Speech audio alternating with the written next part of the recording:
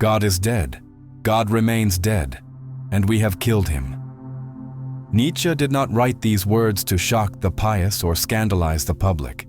He wrote them because he saw something collapse at the core of Western civilization. This was not a philosophical provocation, nor an atheist slogan. It was a diagnosis. Something had already happened, something irreversible, and most people were still pretending nothing had changed. For over 1,000 years, God was the invisible axis around which Western life revolved, not merely as a religious belief, but as the ultimate foundation of truth, morality, suffering, hope, and justification. God explained why life mattered, why pain should be endured, why obedience was virtuous, why injustice would someday be corrected. He was the final reference point in an unstable and hostile world. But that center eroded slowly. Science began explaining what had once been mystery. Reason replaced revelation. Historical criticism dismantled sacred texts. The Enlightenment taught humanity to trust its own mind more than the heavens. None of this killed God instantly, but each step stripped away a layer of authority, certainty, and necessity. By Nietzsche's time, God was still spoken of, still worshipped, still institutionalized. Churches remained full, traditions persisted. But inwardly, something was hollow. Faith no longer governed the depths of conscience. It survived as habit, inheritance, social routine. It no longer carried the existential weight modern life demanded. And this, for Nietzsche, was the most dangerous stage. Because God was never just a being. He was the unseen foundation holding everything together. When that foundation collapses, everything built upon it begins to tremble. Good and evil, truth and falsehood, meaning and purpose. All of them enter crisis at once. The death of God is not liberation. It is the opening of an abyss. And Nietzsche understood, earlier than almost anyone else, that living after this event would be infinitely more difficult than living before it. Nietzsche does something crucial after declaring God's death. He assigns responsibility, and we have killed him. Not time, not fate, not science alone. We did it. Slowly, deliberately, collectively. In our hunger for truth, autonomy, and mastery, modern humanity pushed God out of the center of existence. But Nietzsche understands what most celebrants of progress ignore. Every murder leaves a residue. And killing God is not an ordinary crime. It is the ultimate one. That is why he asks, with almost ritual gravity, how shall we comfort ourselves, the murderers of all murderers? This question is not rhetorical. It exposes an unsolvable problem. God was the final judge, the ultimate moral authority, the place where guilt could be forgiven and suffering justified. By removing him, humanity also destroyed the highest court of appeal. Now there is no one above us. Modern man becomes simultaneously the accused, the judge, and the executioner. Without God, there is no guaranteed redemption, no ultimate meaning that redeems suffering, no transcendent justification for pain. Every value that once rested on divine command must now be upheld by human hands alone, without metaphysical guarantees. This does not bring relief, it brings vertigo. The void left behind is not empty or silent. It presses inward. It demands substitutes. Human beings cannot endure meaninglessness for long. When God dies, idols inevitably take his place. The nation, the race, progress, ideology, technology, science turned into faith. Nietzsche writes as a warning, if the void is not faced consciously, it will not free us. It will consume us. To grasp the violence of Nietzsche's critique, one must understand where he came from. He did not emerge from the margins of Christianity. He was born at its center. The son of a Lutheran pastor, surrounded by clergy, theology, and religious discipline. God was not an abstract concept for Nietzsche. He was woven into daily life, language, morality, and worldview. Nietzsche's childhood was shaped by faith, and then that faith was wounded early and deeply. At the age of 5, his father died from a cerebral hemorrhage. Soon after, his younger brother also died. 2 deaths, 2 silences, 2 fractures that never healed. These were not merely biographical facts, they were formative experiences. The Christian promise of a loving, protective, just God collided with the brute reality of loss. Faith did not vanish immediately, but it cracked. Absolute trust gave way to quiet suspicion. Nietzsche never turned this pain into sentimental confession. He did not seek comfort in prayer. Instead, he turned toward understanding. He studied theology, philology, philosophy. He wanted to know from the inside the structure of what he would later dismantle. His break with Christianity was not born of ignorance, but of intimacy. That is why his critique cuts so deeply. He does not attack faith as an outsider. He attacks it as someone who lived within it and felt its weight. His suspicion is not abstract, it is existential. His question is never simply, does God exist? It is far more disturbing. What does faith do to the human soul when it is confronted with real suffering? Before destroying values, Nietzsche tried to save them. And his first refuge was not philosophy, but art, especially music and Greek tragedy. There, he believed, humanity had once faced suffering honestly.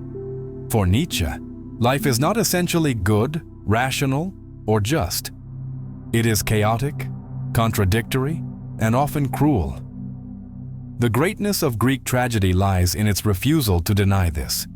It offers no moral consolation, no promise of redemption. Instead, it transforms the horror of existence into something bearable, even affirmable. From this insight emerges the tension between the Apollonian and the Dionysian. Apollo represents form, measure, clarity, restraint. Dionysus represents excess, instinct, intoxication, the dissolution of individuality. Tragic Greece held these forces in balance. Modern civilization does not. With the rise of Socratic rationality, logic, and scientific optimism, the Dionysian was suppressed. The modern world came to believe everything could be explained, controlled, and optimized. But life resists domestication.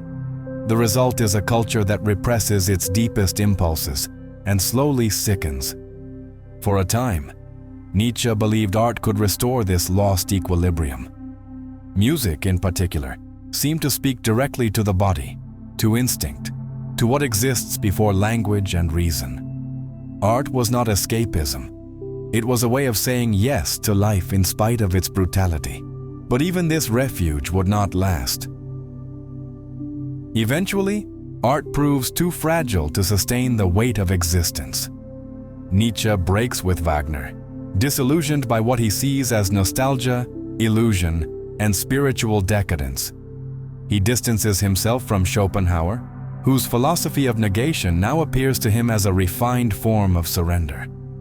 These ruptures occur alongside the collapse of Nietzsche's own body. From a young age, he suffers relentless physical torment. Migraines, digestive disorders, visual impairment, nervous breakdowns. Pain is not episodic, it is constant. In his early 30s, he abandons his academic career, not as a philosophical gesture, but out of necessity. He becomes a wanderer, moving between climates in search of minimal relief. This bodily condition shapes his thought profoundly. Systematic philosophy becomes impossible. The aphorism emerges not as a stylistic choice, but as a necessity. Thought under siege, ideas forged in pain. Nietzsche grows suspicious of any philosophy that promises harmony or consolation. Life, as he experiences it, refutes such promises daily. Existence does not organize itself into coherent systems. He writes from a wounded body, not from abstraction. And it is here that his most radical critique begins. not only of God, but of the morality that survives his death. Nietzsche comes to see that the real problem is not God's death, but what remains afterward. Christian morality persists long after faith collapses. It becomes internalized, automatic, psychological. He calls it slave morality, not as an insult, but as diagnosis. It is born of resentment. Those unable to affirm life invert the values of strength and vitality. What was once admired becomes condemned. Power becomes evil. Pride becomes sin. Desire becomes guilt. In their place arise humility, obedience, submission, suffering. Not because they are superior, but because they are necessary for survival by those who cannot live otherwise. Christian morality becomes a spiritual revenge against life itself. Guilt is its central mechanism. It teaches the individual to police and punish themselves. Instinct becomes suspect. The body becomes sinful. Suffering is no longer endured, but glorified. Even after God's death, this morality remains. Modern man rejects faith but keeps guilt, abandons heaven but preserves self-hatred. The result is a divided, weakened being incapable of full affirmation. Nietzsche sees this not as moral progress, but psychological decay, a way of living that survives by denying life. With the collapse of transcendent values, nihilism becomes inevitable. When supreme values lose their foundation, meaning dissolves. Nihilism is the realization that there is no ultimate truth, no guaranteed purpose, no inherent good written into reality. Nietzsche does not celebrate this. He fears it. Nihilism corrodes from within. It leads to apathy, exhaustion, the quiet wish for nothingness. His response is not a return to God, nor the invention of new dogmas. It is the creation of values. Values are not discovered. They are created. Like art, they require strength, responsibility, courage. To affirm life without metaphysical guarantees. At the center stands affirmation, saying yes not only to pleasure, but to pain, loss, failure. Amor fati, loving one's fate, wanting nothing to be different. The eternal return becomes the ultimate test. Would you live this same life again, exactly as it is, forever? This separates mere survival from true affirmation. It is a desperate, honest attempt to live after God without lies. In January 1889 in Turin, Nietzsche collapses. He embraces a beaten horse, weeps uncontrollably, and never fully returns. The philosopher of strength is broken by body and mind. For 11 years, he lives in silence, cared for, incapable, reduced. Did he bear the weight of his own philosophy? The question remains open. After his death, his work is distorted, misused, simplified. His sister edits and weaponizes fragments for ideologies he despised. Yet his influence endures. He forced modernity to face a question that remains unanswered. How do we live after the death of God? Nietzsche offered no comfort, only a challenge. To live without lies, without guarantees, without gods, and still somehow say yes to life. You made it this far, and that already means something. In a world that scrolls endlessly and forgets everything, staying is an act of resistance. Listening is rare. Thinking deeply is rarer still. If you're here, it means these ideas touch something in you, not as entertainment, but as confrontation, as recognition. This channel exists for people who feel that quiet discomfort, the ones who sense that something is broken beneath the surface of things, and still choose to look instead of turning away.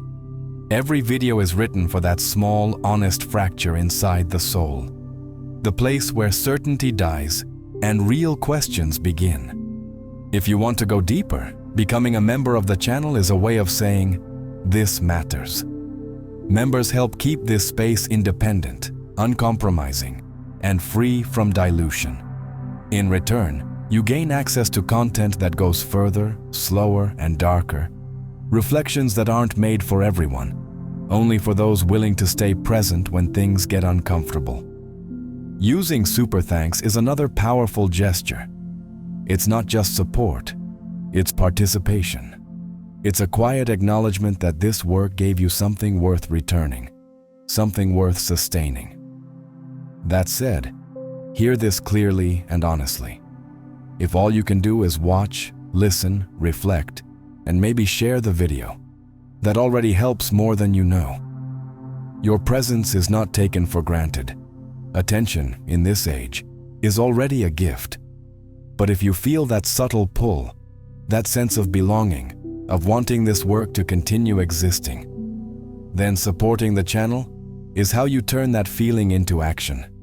Stay close, think deeply, and if you choose to support, know that you're not just helping a channel survive. You're helping a space like this exist at all.